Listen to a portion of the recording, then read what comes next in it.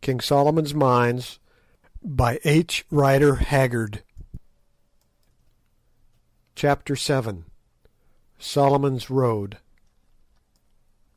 Outside the cavern we halted, feeling rather foolish. "I am going back," said Sir Henry. "Why?" asked Good. "Because it has struck me that what we saw may be my brother." This was a new idea, and we re-entered the place to put it to the proof. After the bright light outside, our eyes, weak as they were with staring at the snow, could not pierce the gloom of the cave for a while. Presently, however, they grew accustomed to the semi-darkness, and we advanced towards the dead man. Sir Henry knelt down and peered into his face. "Thank God," he said, with a sigh of relief, "it is not my brother." Then I drew near and looked. The body was that of a tall man in middle life, with aquiline features, grizzled hair, and a long black moustache. The skin was perfectly yellow, and stretched tightly over the bones.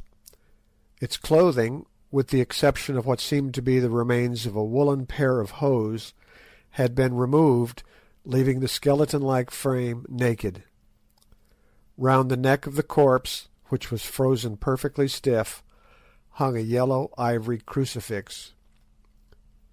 "Who on earth can it be?" said I. "Can't you guess?" asked Good. I shook my head. "Why, the old Dom, José da Silvestra, of course. Who else?" "Impossible," I gasped.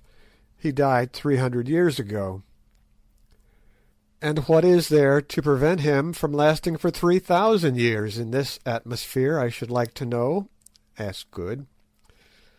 "If only the temperature is sufficiently low, flesh and blood will keep fresh as New Zealand mutton for ever, and heaven knows it is cold enough here.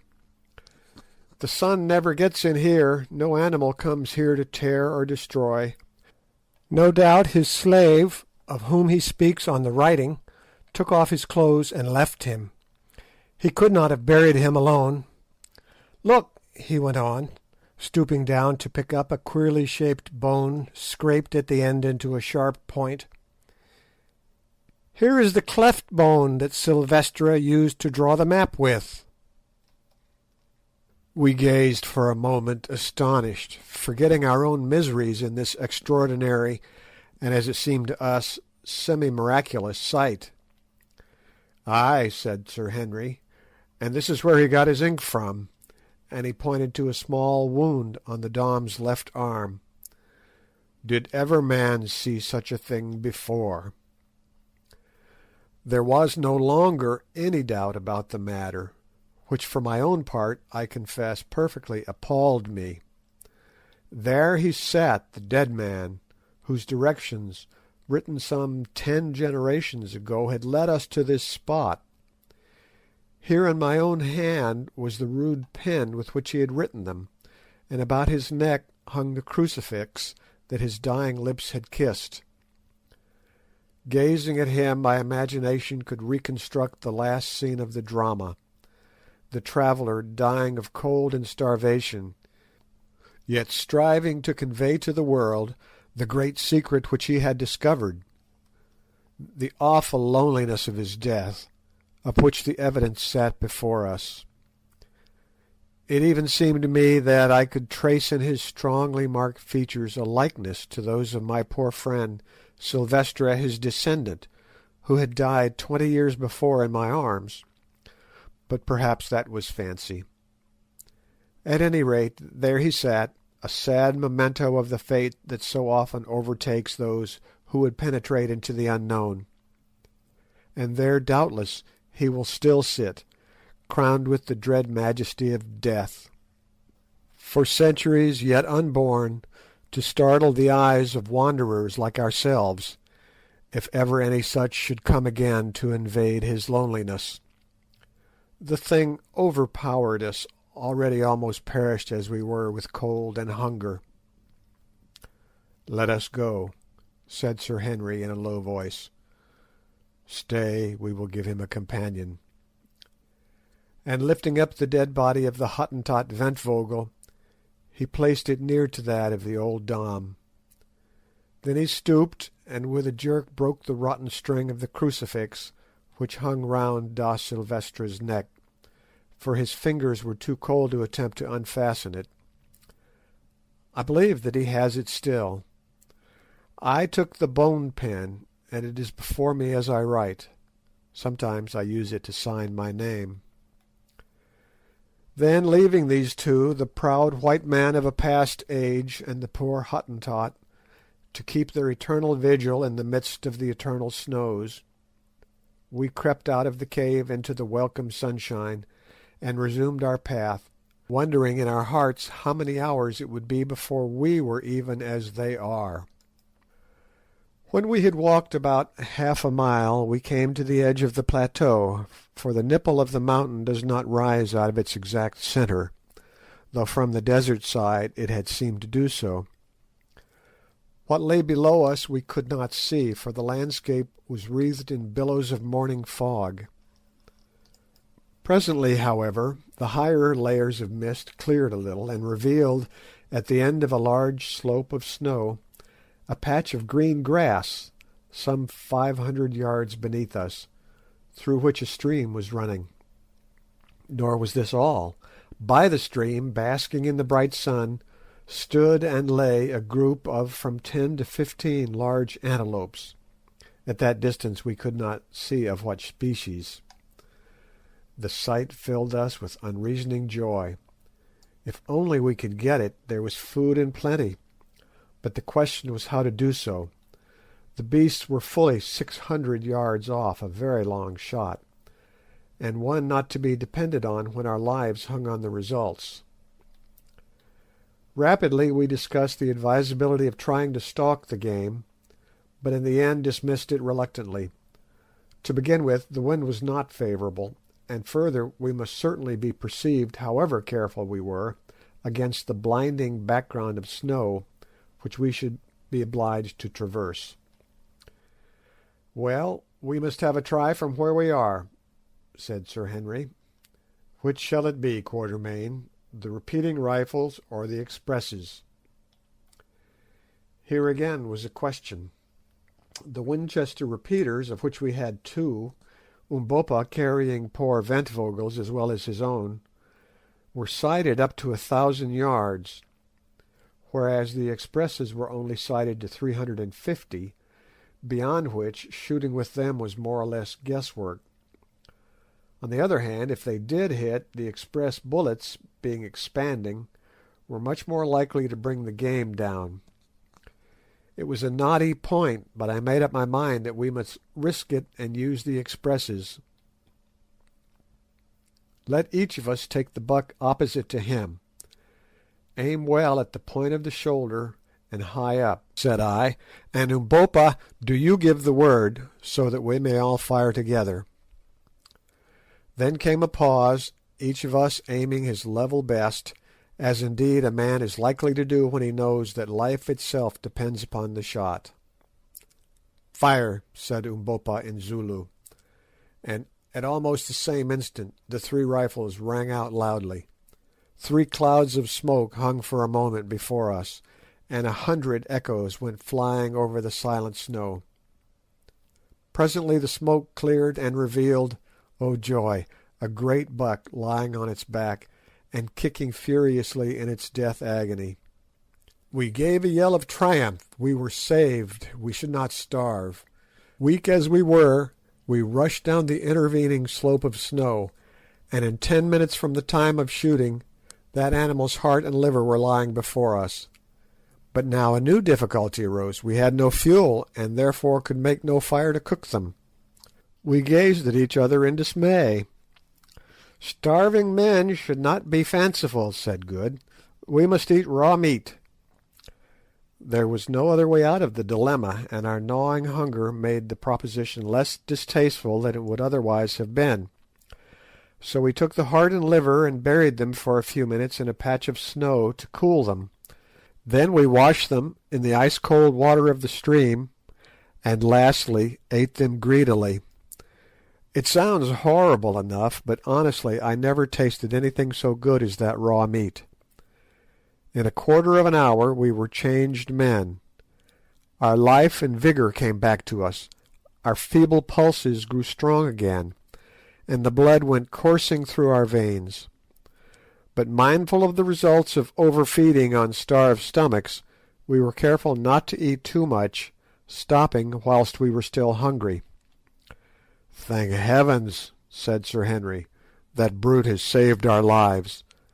What is it, Quatermain?" I rose and went to look at the antelope, for I was not certain. It was about the size of a donkey, with large curved horns. I had never seen one like it before. The species was new to me. It was brown in colour, with faint red stripes, and grew a thick coat. I afterwards discovered that the natives of that wonderful country call these bucks inco. They are very rare, and only found at a great altitude where no other game will live. This animal was fairly hit, high up in the shoulder, though whose bullet brought it down we could not, of course, discover. I believe that Good, mindful of his marvellous shot at the giraffe, secretly set it down to his own prowess, and we did not contradict him. We had been so busy satisfying our hunger that hitherto we had not found time to look about us. But now, having set Umbopa to cut off as much of the best meat as we were likely to be able to carry, we began to inspect our surroundings. The mist had cleared away, for it was 8 o'clock, and the sun had sucked it up, so we were able to take in all the country before us at a glance. I know not how to describe the glorious panorama which unfolded itself to our gaze. I have never seen anything like it before, nor shall, I suppose, again. Behind and over us towered Sheba's snowy breasts, and below, some 5,000 feet beneath where we stood, lay league on league of the most lovely champaign country. Here were dense patches of lofty forest, there a great river wound its silvery way. To the left stretched a vast expanse of rich undulating veld or grassland, whereon we could just make out countless herds of game or cattle. At that distance we could not tell which. This expanse appeared to be ringed in by a wall of distant mountains. To the right the country was more or less mountainous, that is, solitary hills stood up from its level, with stretches of cultivated land between, amongst which we could see groups of dome-shaped huts. The landscape lay before us as a map, wherein rivers flashed like silver snakes, and Alp-like peaks, crowned with wildly twisted snow wreaths, rose in grandeur, whilst over all was the glad sunlight and the breath of nature's happy life. Two curious things struck us as we gazed. First, that the country before us must lie at least 3,000 feet higher than the desert we had crossed, and secondly, that all the rivers flowed from south to north. As we had painful reason to know, there was no water upon the southern side of the vast range on which we stood, but on the northern face were many streams, most of which appeared to unite with the great river we could see winding away farther than our eyes could follow. We sat down for a while and gazed in silence at this wonderful view. Presently Sir Henry spoke. "Isn't there something on the map about Solomon's Great Road?" he said. I nodded, for I was still gazing out over the far country. "Well, look, there it is," and he pointed a little to our right. Good and I looked accordingly, and there, winding away towards the plain, was what appeared to be a wide turnpike road. We had not seen it at first, because, on reaching the plain, it turned behind some broken country. We did not say anything, at least not much. We were beginning to lose the sense of wonder. Somehow it did not seem particularly unnatural that we should find a sort of Roman road in this strange land. We accepted the fact, that was all. "Well," said Good, Must be quite near us if we cut off to the right. Hadn't we better be making a start?" This was sound advice, and so soon as we had washed our faces and hands in the stream, we acted on it. For a mile or more we made our way over boulders and across patches of snow, till suddenly, on reaching the top of the little rise, we found the road at our feet. It was a splendid road, cut out of the solid rock, at least 50 feet wide, and apparently well kept, though the odd thing was that it seemed to begin there. We walked down and stood on it, but one single 100 paces behind us, in the direction of Sheba's Breasts, it vanished, the entire surface of the mountain being strewn with boulders interspaced with patches of snow. "What do you make of this, Quatermain?" asked Sir Henry. I shook my head. I could make nothing of the thing. "I have it," said Good. "The road no doubt ran right over the range and across the desert on the other side, but the sand there has covered it up, and above us it has been obliterated by some volcanic eruption of molten lava." This seemed a good suggestion. At any rate, we accepted it, and proceeded down the mountain. It proved a very different business, travelling along downhill on that magnificent pathway with full stomachs, from what it was travelling uphill over the snow quite starved and almost frozen. Indeed, had it not been for melancholy recollections of poor Ventvogel's sad fate, and of that grim cave where he kept company with the old Dom, we should have felt positively cheerful, notwithstanding the sense of unknown dangers before us. Every mile we walked the atmosphere grew softer and balmier, and the country before us shone with a yet more luminous beauty. As for the road itself, I never saw such an engineering work, though Sir Henry said that the great road over the St. Gothard in Switzerland is very similar. No difficulty had been too great for the old world engineer who laid it out. At one place we came to a ravine 300 feet broad and at least 100 feet deep.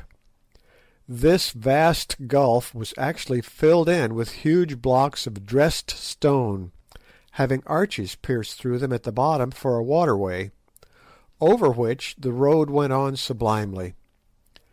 At another place it was cut in zigzags out of the side of a precipice 500 feet deep, and in a third it tunnelled through the base of an intervening ridge, a space of 30 yards or more.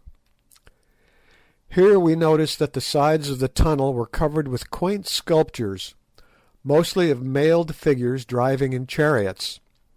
One, which was exceedingly beautiful, represented a whole battle scene with a convoy of captives being marched off in the distance.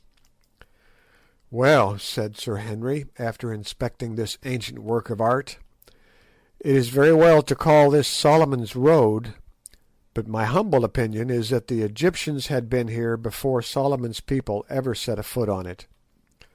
If this isn't Egyptian or Phoenician handiwork, I must say that it is very like it."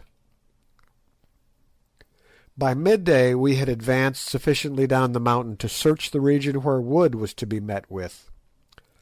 First we came to scattered bushes, which grew more and more frequent, till at last we found the road winding through a vast grove of silver trees similar to those which are to be seen on the slopes of Table Mountain at Cape Town. I had never before met with them in all my wanderings, except at the Cape, and their appearance here astonished me greatly. "Ah," said Good, surveying these shining-leaved trees with evident enthusiasm, "here is lots of wood. Let us stop and cook some dinner. I have about digested that raw heart."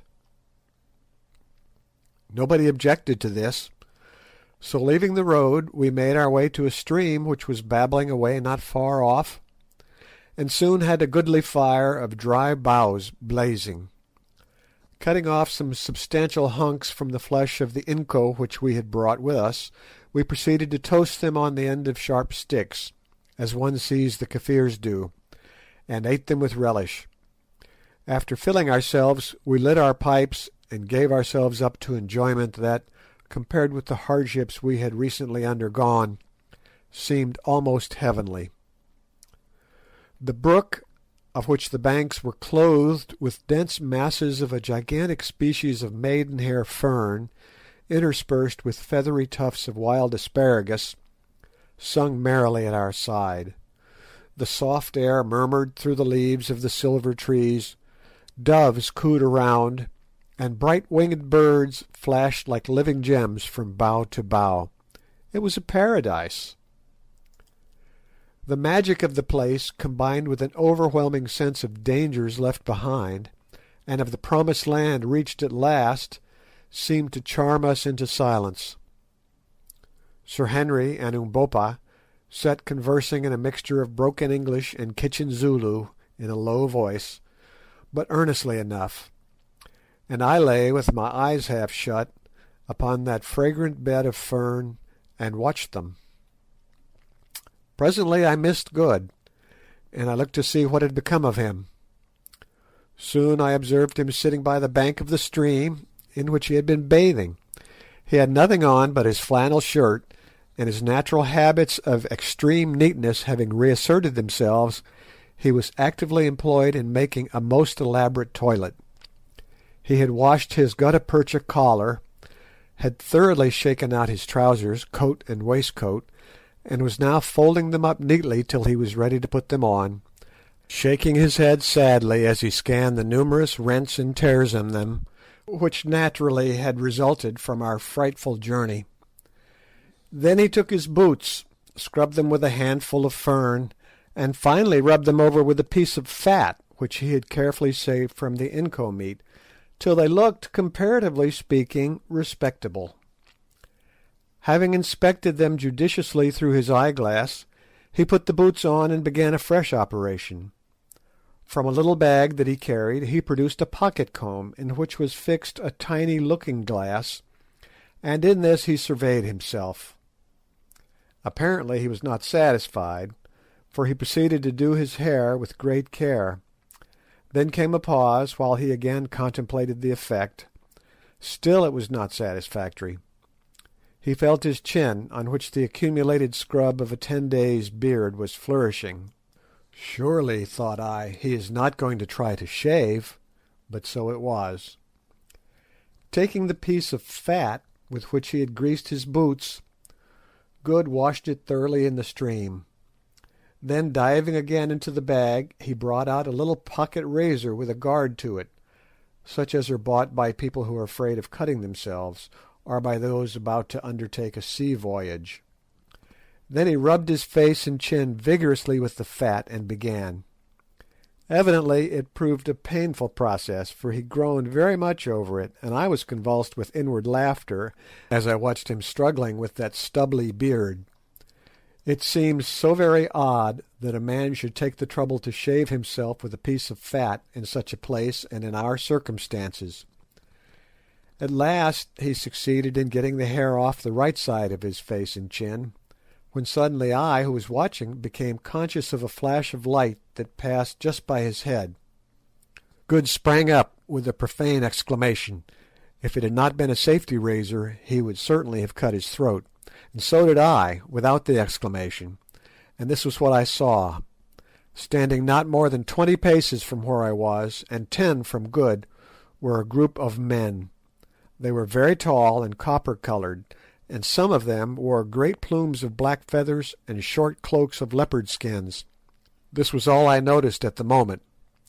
In front of them stood a youth of about 17, his hand still raised and his body bent forward in the attitude of a Grecian statue of a spear-thrower. Evidently the flash of light had been caused by a weapon which he had hurled. As I looked, an old soldier-like man stepped forward out of the group, and catching the youth by the arm said something to him. Then they advanced upon us. Sir Henry, Good, and Umbopa by this time had seized their rifles and lifted them threateningly. The party of natives still came on. It struck me that they could not know what rifles were, or they would not have treated them with such contempt. "Put down your guns," I halloed to the others, seeing that our only chance of safety lay in conciliation. They obeyed, and walking to the front I addressed the elderly man who had checked the youth. "Greetings," I said in Zulu, not knowing what language to use. To my surprise I was understood. "Greeting," answered the old man, not indeed in the same tongue, but in a dialect so closely allied to it that neither Umbopa nor myself had any difficulty in understanding him. Indeed, as we afterwards found out, the language spoken by this people is an old-fashioned form of the Zulu tongue, bearing about the same relationship to it that the English of Chaucer does to the English of the 19th century. "Whence come you?" he went on. "Who are you? And why are the faces of three of you white, and the face of the fourth as the face of our mother's sons?" And he pointed to Umbopa. I looked at Umbopa as he said it, and it flashed across me that he was right. The face of Umbopa was like the faces of the men before me, and so was his great form like their forms. But I had not time to reflect on this coincidence. "We are strangers and come in peace," I answered, speaking very slowly, so that he might understand me. "And this man is our servant." "You lie," he answered. "No strangers can cross the mountains where all things perish. But what do your lies matter? If ye are strangers, then ye must die, for no strangers may live in the land of the Kukuanas. It is the king's law. Prepare then to die, O strangers." I was slightly staggered at this, more especially as I saw the hands of some of the men steal down to their sides, where hung on each what looked to me like a large and heavy knife. "What does the beggar say?" asked Good. "He says we are going to be killed," I answered grimly. "Oh, Lord," groaned Good. And, as was his way when perplexed, he put his hand to his false teeth, dragging the top set down and allowing them to fly back to his jaw with a snap. It was a most fortunate move, for next second the dignified crowd of Kukuanas uttered a simultaneous yell of horror and bolted back some yards. "What's up?" said I. "It's his teeth," whispered Sir Henry excitedly. "He moved them." "Take them out, Good, take them out." He obeyed, slipping the set into the sleeve of his flannel shirt. In another second curiosity had overcome fear, and the men advanced slowly. Apparently they had now forgotten their amiable intention of killing us.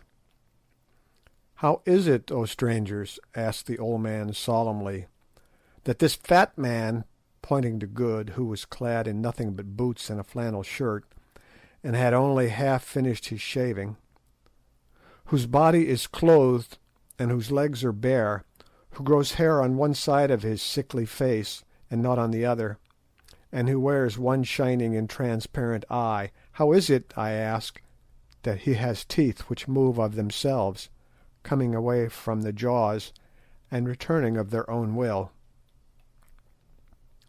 "Open your mouth," I said to Good, who promptly curled up his lips and grinned at the old gentleman like an angry dog, revealing to his astonished gaze two thin red lines of gum as utterly innocent of ivories as a newborn elephant.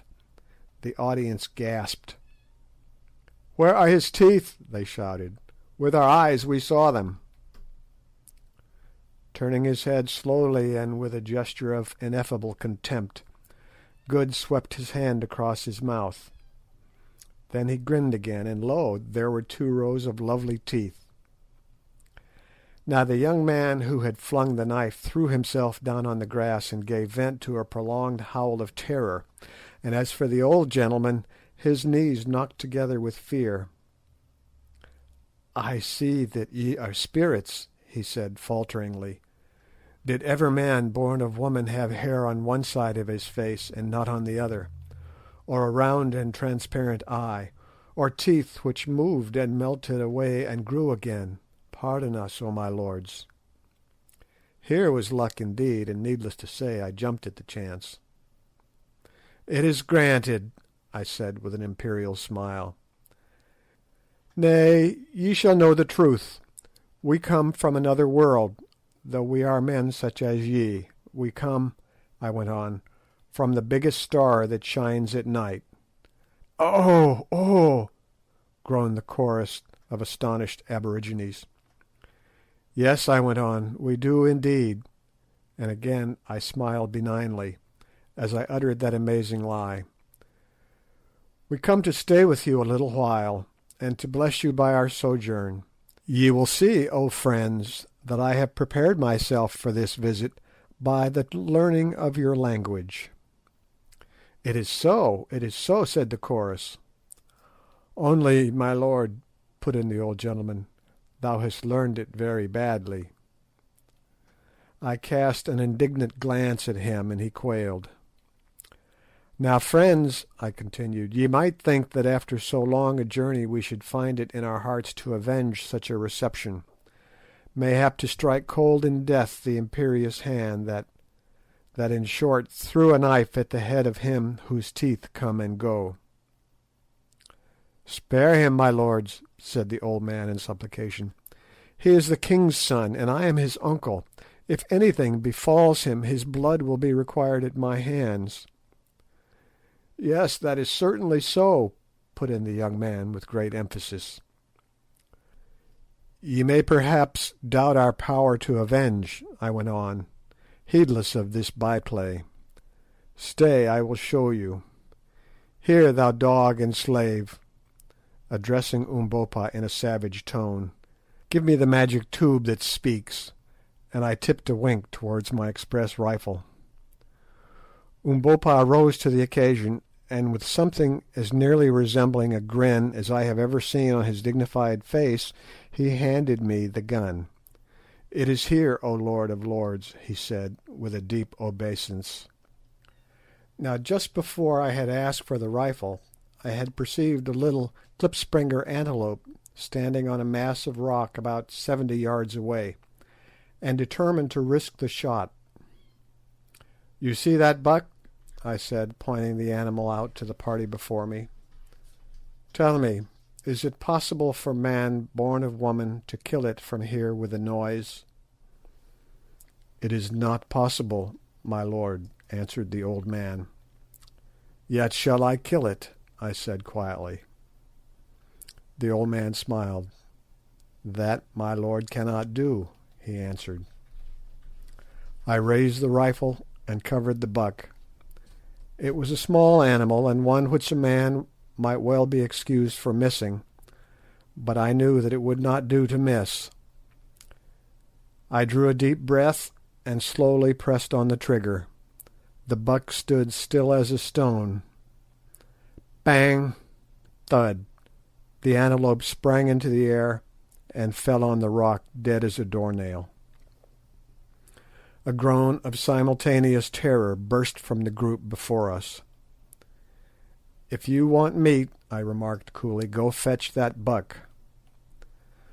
The old man made a sign, and one of his followers departed, and presently returned bearing the klipspringer. I noticed with satisfaction that I had hit it fairly behind the shoulder. They gathered round the poor creature's body, gazing at the bullet hole in consternation. Ye see, I said, I do not speak empty words. There was no answer. If ye yet doubt our power, I went on, let one of you go and stand upon that rock, that I may make him as this buck. None of them seemed at all inclined to take the hint, till at last the king's son spoke. It is well said. Do thou, my uncle, go stand upon the rock. It is but a buck that the magic has killed. Surely it cannot kill a man. The old gentleman did not take the suggestion in good part. Indeed, he seemed hurt. No, no, he ejaculated hastily. My old eyes have seen enough. These are wizards indeed. Let us bring them to the king. Yet if any should wish a further proof, let him stand upon the rock, that the magic tube may speak with him. There was a most general and hasty expression of dissent. "Let not good magic be wasted on our poor bodies," said one. "We are satisfied. All the witchcraft of our people cannot show the like of this." "It is so," remarked the old gentleman, in a tone of intense relief. "Without any doubt it is so. Listen, children of the stars, children of the shining eye and the movable teeth, who roar out in thunder and slay from afar. I am Infadoos, son of Kafa, once king of the Kukuana people. This youth is Scragga." "He nearly scragged me," murmured Good. "Scragga, son of Twala, the great king. Twala, husband of 1,000 wives, chief and lord paramount of the Kukuanas, keeper of the great road, terror of his enemies, student of the black arts, leader of 100,000 warriors. Twala, the one-eyed, the black, the terrible." "So," said I superciliously, "lead us then to Twala. We do not talk with low people and underlings." "It is well, my lords, we will lead you, but the way is long. We are hunting 3 days' journey from the place of the king. But let my lords have patience, and we will lead them." "So be it," I said carelessly. "All time is before us, for we do not die. We are ready. Lead on. But Infadoos, and thou, Scragga, beware. Play no monkey tricks. Set for us no fox's snares, for before your brains of mud have thought of them, we shall know and avenge. The light of the transparent eye of him with the bare legs and the half-haired face shall destroy you, and go through your land. His vanishing teeth shall affix themselves fast in you and eat you up, you and your wives and children. The magic tubes shall argue with you loudly, and make you as sieves. Beware." This magnificent address did not fail of its effects. Indeed, it might almost have been spared, so deeply were our friends already impressed with our powers. The old man made a deep obeisance, and murmured the words "Koom, Koom," which I afterwards discovered was their royal salute, corresponding to the Baete of the Zulus, and turning addressed his followers. These at once proceeded to lay hold of all our goods and chattels in order to bear them for us, excepting only the guns, which they would on no account touch. They even seized Good's clothes, that, as the reader may remember, were neatly folded up beside him. He saw and made a dive for them, and a loud altercation ensued. "Let not my lord of the transparent eye and the melting teeth touch them," said the old man. "Surely his slave shall carry the things." "But I want to put 'em on," roared Good in nervous English. Umbopa translated. "Nay, my lord," answered Infadoos. "Would my lord cover up his beautiful white legs? Although he is so dark, Good has a singularly white skin. From the eye of his servants? Have we offended my lord that he should do such a thing?" Here I nearly exploded with laughing, and meanwhile one of the men started on with the garments. "Damn it!" roared Good, "that black villain has got my trousers." "Look here, Good," said Sir Henry, "you have appeared in this country in a certain character, and you must live up to it. It will never do for you to put on trousers again. Henceforth you must exist in a flannel shirt, a pair of boots, and an eyeglass." "Yes," I said, "and with whiskers on one side of your face and not on the other. If you change any of these things, the people will think that we are impostors. I am very sorry for you, but seriously you must. If once they begin to suspect us, our lives will not be worth a brass farthing." "Do you really think so?" said Good gloomily. "I do indeed. Your beautiful white legs and your eyeglass are now the features of our party, and as Sir Henry says, you must live up to them. Be thankful that you have got your boots on, and that the air is warm." Good sighed and said no more. but it took him a fortnight to become accustomed to his new and scant attire. End of chapter 7.